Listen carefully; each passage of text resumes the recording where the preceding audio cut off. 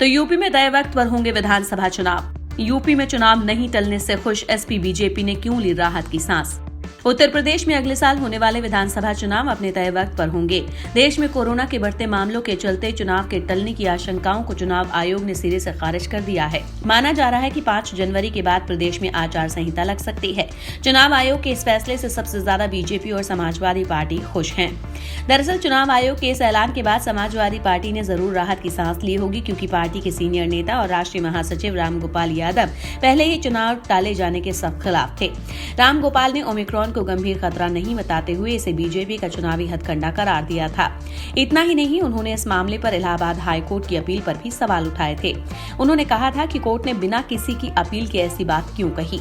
Public BJP के खिलाफ है और इसी वजह से चुनाव को टालने का हथकंडा रचा जा रहा है। रामगोपाल का मानना है कि अखिलेश की सभाओं और रैलियों में उमड़ रही भीड़ को देखते हुए बीजेपी को डर सता रहा है।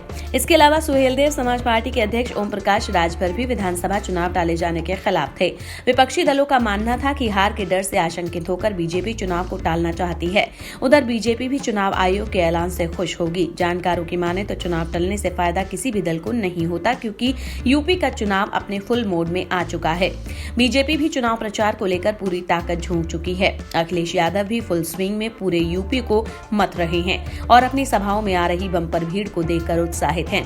अखिलेश अब तक आधे प्रदेश में रैलियां और सभाएं कर चुके हैं। इनके अलावा कांग्रेस भी अपनी पूरी ताकत झोंककर बड़े शहरों में मैराथन करवा रही है।